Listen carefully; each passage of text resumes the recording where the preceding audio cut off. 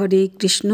সুধী ভক্তমণ্ডলী, আজকে আমরা গঙ্গার অবতরণ এবং কপিল মুনির কথা আস্বাদন করব। বামন অবতারে ভগবান শ্রীহরি যখন বলিরাজার যজ্ঞস্থলে গিয়ে ছলনা করে 3 পদে ত্রিভুবন একেবারে নিয়ে নিলেন, ডান পায়ে সব পৃথিবী অধিকার করলেন এবং যখন বাম পদ রাখবার জন্য ঊর্ধ্ব দিকে বাম পদ তুললেন, তখন শ্রীহরির নখের আঘাত লেগে ব্রহ্মাণ্ডের আবরণ বিদীর্ণ হয়ে পড়ল। তখন সেই ছিদ্রপথে এক জলধারা নেমে আসলো। সেই জলধারা যখন স্বর্গে অবতীর্ণ হলো, ভগবান সেই জলে পাদপ্রক্ষালন করলেন। সেই নদী পাপ নাশী, অতি নির্মল। সেই গঙ্গার নাম আগে ভাগীরথী ছিল না। বিষ্ণুর পাদপদ্ম প্রক্ষালন জল বলে বিষ্ণুপদী নামে ত্রিভুবনে খ্যাত। তা বিষ্ণুপদে জন্ম নিলেন সেই গঙ্গা জল। গঙ্গা প্রথমে প্লাবিত করে চন্দ্রের মণ্ডল, তারপর চন্দ্রলোক থেকে ব্রহ্মলোকে এবং ব্রহ্মলোক থেকে সুমেরু শিখরে আসেন। সেখান থেকে 4 ভুবন প্লাবিত করেন। ভাগবতে বর্ণনা আছে, সূর্যবংশে সগর নামে একজন রাজা ছিলেন। তার 60,000 পুত্র ছিল। ওই রাজার একটি অস্ত্র ছিল, সেই অস্ত্রের নাম ছিল অগ্নি। ওই অগ্নি অস্ত্রের বলে ওই রাজা সমস্ত পৃথিবী জয় করলেন এবং অবশেষে বিশ্বের শ্রেষ্ঠ রাজ চক্রবর্তী হবার জন্য তিনি অশ্বমেধ যজ্ঞ করবেন বলে স্থির করলেন। তখন তার 60,000 পুত্র অশ্ব নিয়ে বিশ্ব জয় করতে বার হলেন। পুত্রগণ ছিলেন বীর্যবান এবং অহংকারী, কাজে কোনো রাজাই তাদের অশ্ব ধরলেন না, কারণ ওই 60,000 পুত্রের দাপটে বিশ্ব থরথর করে কাঁপত। সগর রাজা সকলের ওপর আধিপত্য বিস্তার করতে চাইলেন। রাজার এই ইচ্ছা দেখে দেবরাজ ইন্দ্র গোপনে যজ্ঞের অশ্ব হরণ করলেন এবং পাতালপুরীতে, যেখানে শ্রীহরি কপিল রূপে আশ্রমে বসে ধ্যান করছিলেন, ইন্দ্রদেব সেই পাতালপুরীতে কপিল মুনির আশ্রমে অশ্ব বেঁধে রাখলেন। এদিকে সগর রাজার পুত্রগণ অশ্বমেধ যজ্ঞের অশ্ব না পেয়ে বিশ্বময় ভ্রমণ করে অশ্বের খোঁজ করতে লাগলেন। স্বর্গপুরীতেও অশ্বের খোঁজ করলেন, কিন্তু সেখানেও অশ্ব পেলেন না। তখন ভাবলেন, মনে হয় কেউ অশ্বকে পাতালপুরীতে ডেকেছে। এই ভেবে মাটি খনন করতে শুরু করলেন।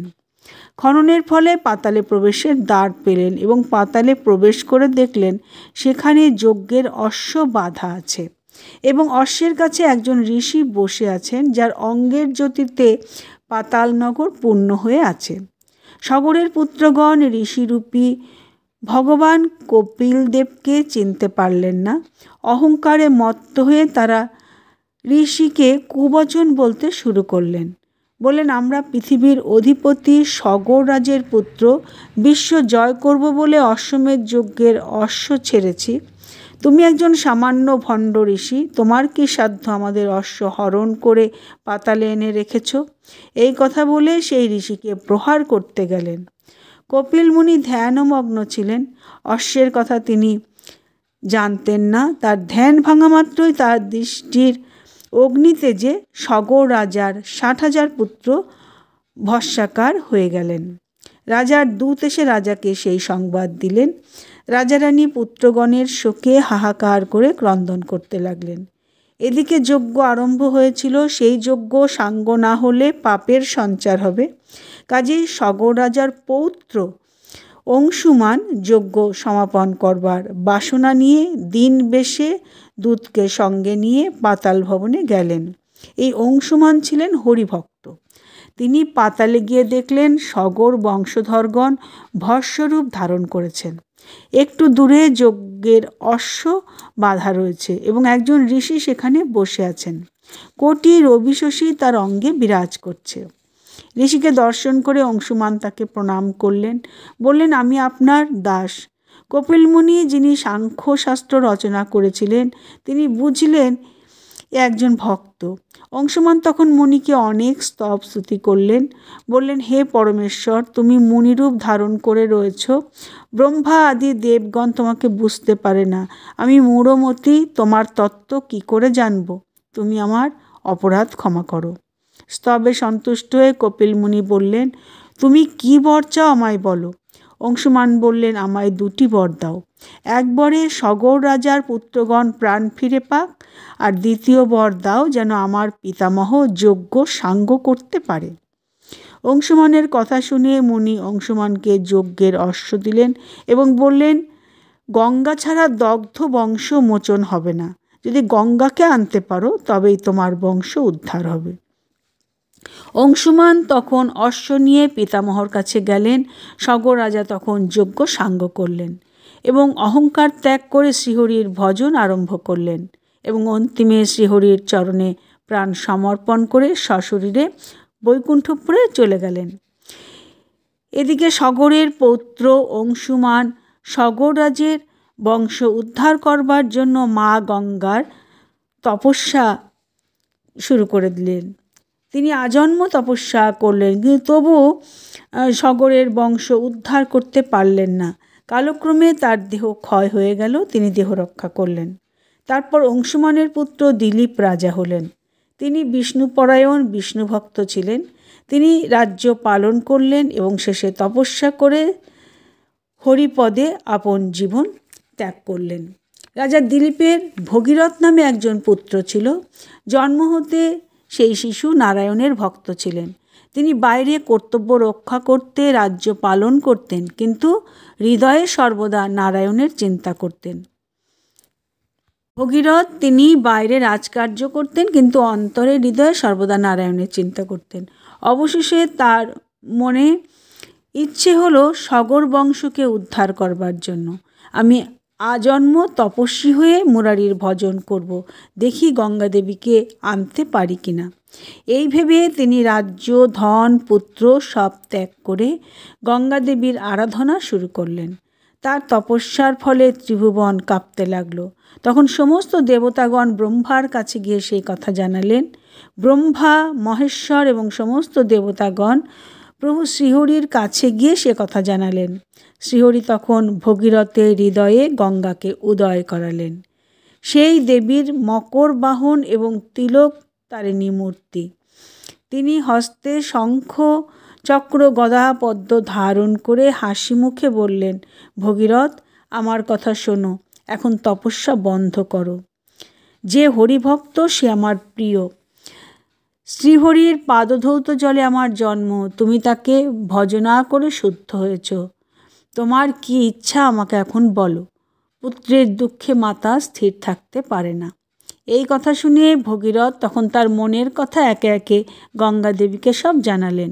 বিষ্ণুরূপী কপিল মুনির অভিশাপে সগরের বংশধরগণ তারা ধ্বংস হয়ে বহুদিন পাতালে আছেন।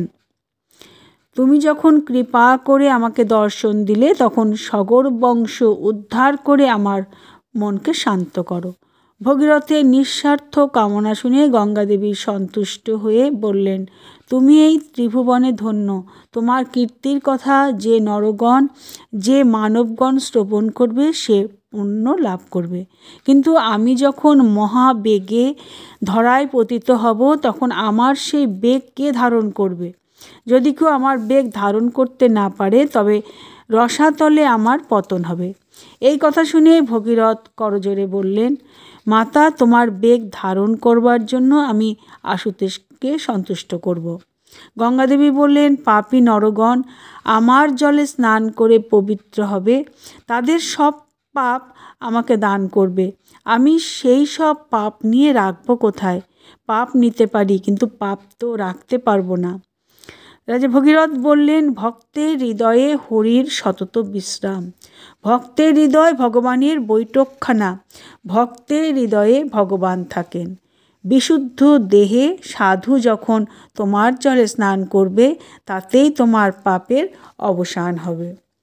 পাপ লয়ে সাধুজন করিলেন ধারণ, অন্তর্যামী হরি পরে করেন শোধন। ভগীরথ এবার আশুতোষের আরাধনা শুরু করলেন। সাধনা ছাড়া ভগবানের করুণা নেমে আসে না। এখানে ভগীরথের সাধনায় সন্তুষ্ট হয়ে মহাদেব গঙ্গার বেগ নিজের শিরে ধারণ করলেন। ভগীরথ আগে আগে চললেন, গঙ্গা তার পেছনে পেছনে চললেন। ক্রমে গঙ্গা মর্তে আসলেন। শত শত পাপী গঙ্গার পরশে মুক্তি লাভ করলেন। ক্রমে ভগীরথ এবং গঙ্গা পাতালে গেলেন। গঙ্গার পরশে সগর রাজার 60,000 পুত্র মুক্তি পেলেন। বংশের উদ্ধার করে ভগীরথ হরিপদে মন রেখে দেহত্যাগ করলেন। দয়াময়ী গঙ্গা সেদিন থেকে এ ভুবনে পাপীদের উদ্ধার করে চলেছেন। ভক্তের মহিমা বলে শেষ করা যায় না। কোনো বংশে যদি একজনও কৃষ্ণ ভক্ত হন, তবে তার পূর্বের 7 পুরুষ এবং ভবিষ্যতের 14 পুরুষ উদ্ধার পান। কাজেই মৃত্যুর পরে পূর্বপুরুষগণ অপেক্ষা করে থাকেন কবে আমার বংশে একজন কৃষ্ণ ভক্ত জন্মগ্রহণ করবে। শুকদেব মুনি রাজা পরীক্ষিতকে বললেন, রাজা, আমি আপনার কাছে ভগীরথ মহিমা কীর্তন করলাম। ভক্তের ক্ষমতার কথা শ্রবণ করলেন। যে এই পুণ্য কথা শ্রবণ করবে, গঙ্গার মাহাত্ম্যে তার পাপ দূর হয়ে যাবে, সে পবিত্র হবে। আজকের মতো ভাগবত কথার আমি এখানেই বিশ্রাম দিলাম। আপনারা সকলে খুব ভালো থাকুন, সুস্থ থাকুন। হরে কৃষ্ণ।